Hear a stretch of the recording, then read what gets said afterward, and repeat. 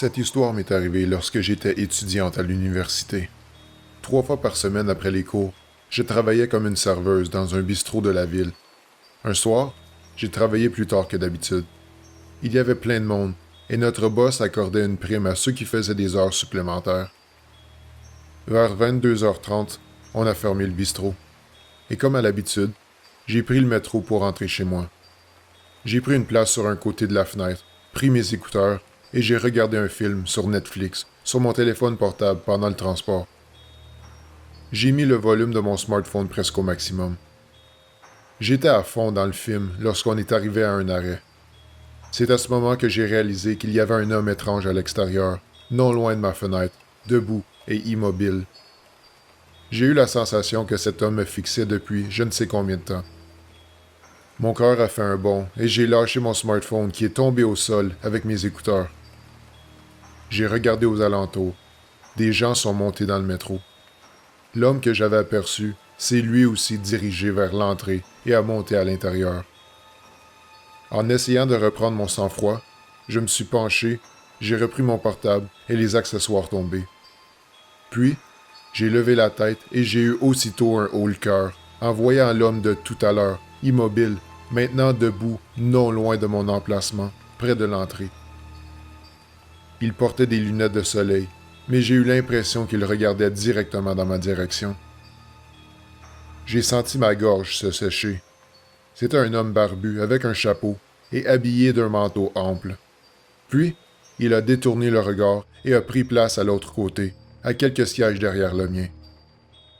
Je n'aurais su expliquer pourquoi, mais la présence de cet homme dans mon champ de vision m'avait donné un goût amer dans la bouche. J'ai repris mes écouteurs et j'ai mis le volume assez bas cette fois-ci. J'ai essayé de reprendre mon film là où je me suis arrêté, mais je ne suis plus parvenu à me concentrer sur le film. Toutefois, j'avais fait semblant d'y être totalement absorbé, alors que mon attention avait été totalement focalisée sur ce qui m'entourait. Pour une raison quelconque, j'avais un pressentiment, et je ne me sentais vraiment pas en sécurité. Des frissons me montaient progressivement dans le dos, lorsque d'arrêt en arrêt, le métro s'est vidé peu à peu. J'avais senti comme si quelque chose de menaçant me guettait. Il ne restait plus que 3 ou 4 personnes éparpillées dans cette partie du métro où j'étais installé. J'ai appuyé sur le bouton latéral de mon smartphone pour le mettre en veille. Sur l'écran noir de mon téléphone, j'ai pu voir de loin le reflet de l'homme barbu derrière moi. Et ce que j'ai aperçu m'a glacé le sang. Je l'ai vu sortir discrètement, ce qui ressemblait à un couteau suisse de l'intérieur de son manteau, pour le cacher apparemment dans sa main ou dans sa poche. Au prochain arrêt, je me suis levé avec les 2 personnes qui restaient. Nous nous sommes dirigés vers la sortie. L'homme barbu, en m'apercevant, a fait de même. Des gens à l'arrêt sont montés dans le métro à leur tour. À l'extérieur, je me suis un peu éloigné en faisant semblant de composer un numéro sur mon portable. L'homme barbu, quant à lui, s'est déplacé pour s'appuyer sur le mur, non loin de moi. Je n'étais en fait pas réellement débarqué à la bonne sortie. Je suis tout simplement sorti, car je ne voulais vraiment pas être tout seul à l'intérieur avec ce type qui semblait vraiment louche. Pourtant ses lunettes de soleil, tord la nuit. Le métro a ensuite joué la sonnerie habituelle, indiquant au public que les portes allaient se fermer dans 5 secondes. Aussitôt, je me suis précipité vers l'une des entrées et j'ai sauté à l'intérieur pour y revenir.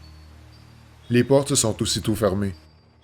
Le métro a continué sa route et j'ai aperçu l'homme devant le mur, toujours en train de me fixer. J'ai deviné par les gestes de surprise de ses mains, son air hébété de m'avoir laissé filer.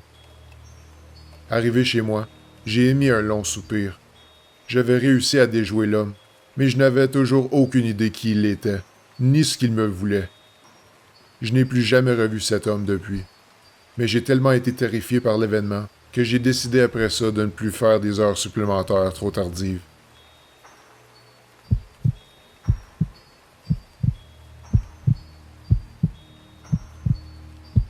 Quatre filles, de la pizza, de l'alcool, des fumées, un film avec un volume assourdissant sur Netflix, des rigolades à n'en plus finir, des voix féminines rétentissantes, des cris de joie, des flirts avec des garçons en ligne. Voilà comment s'est passée notre soirée pyjama. Cette soirée s'est déroulée dans ma maison, alors que mes parents étaient partis en voyage. C'était un vendredi soir typique d'un groupe d'amis du lycée. La soirée se déroulait à merveille, et nous éclations de rire à chaque minute. Mais tout à coup, nos rires se sont transformés en silence subitement lorsque nous avons entendu un bruit assourdissant de vitres cassées à l'intérieur de la maison. J'ai pris rapidement la télécommande avec mes doigts tremblants et mis la télévision en sourdine. Ce n'était plus drôle, et il n'y avait plus de rire. Un silence d'ange s'est installé. Mes copines étaient figées sur place, les yeux exorbités. « Mon Dieu, c'était quoi ça? » dit Céline, une de mes copines avec les lèvres tremblantes. Et puis soudainement, un autre son inquiétant, celui d'une porte qui grinçait lentement. J'étais presque sûr que cela venait de la cuisine. Les battements de mon cœur se sont accélérés, sans que je ne puisse les contrôler, et je n'arrivais plus à placer un seul mot. Je sentais les mains moites et tremblantes de ma copine Élise, me prenant par les bras.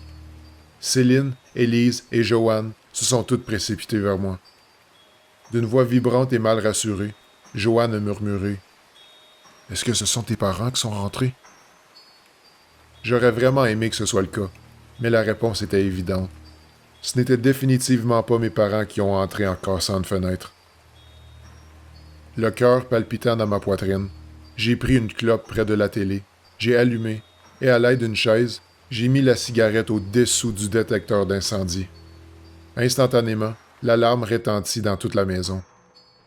En à peine quelques secondes, nous avons entendu le bruit brutal d'une porte qui a claqué, faisant sursauter mes 3 copines.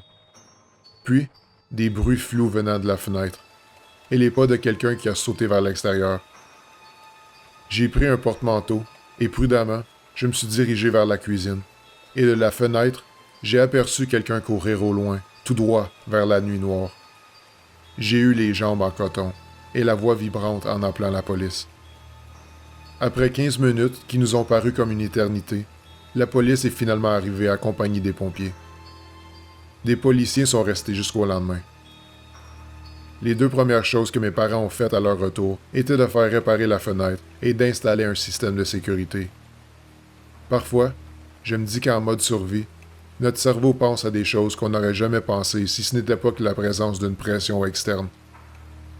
Je dois remercier cette adrénaline qui m'avait envahi ce soir-là, car jamais de ma vie je n'aurais pensé à l'idée du détecteur d'incendie pour faire fuir un intrus de la maison.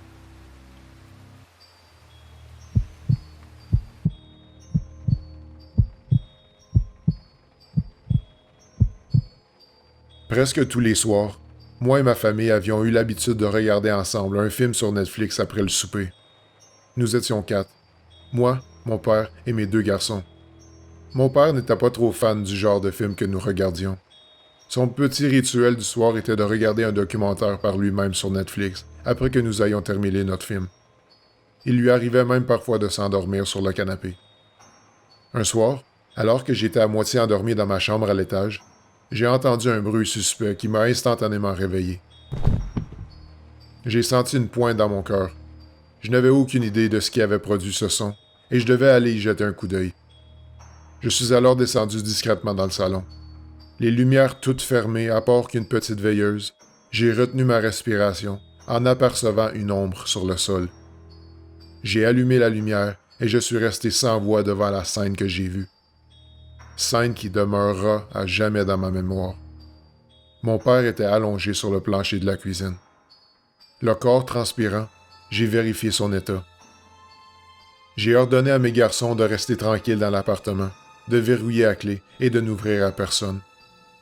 L'un d'eux avait 13 ans, et il était déjà resté seul à la maison à quelques reprises. Alors en plein milieu de la nuit, j'ai amené mon père d'urgence à l'hôpital où il est resté. Il avait succombé à un AVC. Après une semaine d'inquiétude infernale, mon père, heureusement, avait vite guéri et était resté dans sa chambre d'hôpital pendant sa convalescence. Je me suis senti soulagé d'un gros poids en le voyant reprendre vie petit à petit et le revoir sourire à nouveau.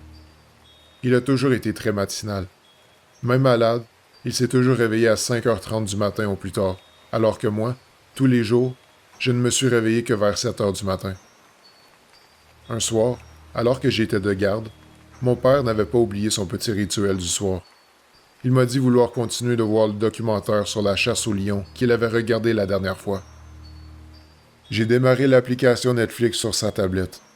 Puis, à l'aide d'un appui, j'ai posé la tablette sur la table près du lit de mon père. Je me suis assoupi sur un matelas au sol, non loin de lui, où est-ce que je me suis rapidement endormi. Le matin est arrivé bien vite lorsque j'ai rouvert mes yeux. De mon matelas, j'ai remarqué que mon père était toujours alité. J'ai émis un long bâillement et lui ai demandé « Alors, c'était bien ce documentaire? » Toutefois, je n'ai reçu aucune réponse. Je lui ai redemandé en me levant vers lui. « Papa? » Ce que j'ai vécu m'a noué la gorge. Le corps de mon père était tout rigide. Sa peau était pâle. Ses yeux étaient à moitié ouverts, mais sans vie, et son corps était froid. Des gouttes d'eau ont tombé sur son drap. C'étaient des larmes qui avaient jailli de mes yeux. J'ai appelé l'infirmière, me confirmant que mon père avait succombé à la mort cette nuit-là. Lorsque je me suis retrouvé seul avec lui, j'ai pleuré un bon moment, puis me suis repris. J'ai prévenu ma famille et me suis occupé des funérailles. J'ai dû demeurer forte pour mes garçons. Une semaine après l'enterrement, notre vie a repris son cours dans notre appartement. Les garçons sont montés se coucher après le repas. Les yeux dans le vide, j'étais assise devant la télé allumée, pensant à mon père. J'ai senti mes yeux devenir lourds.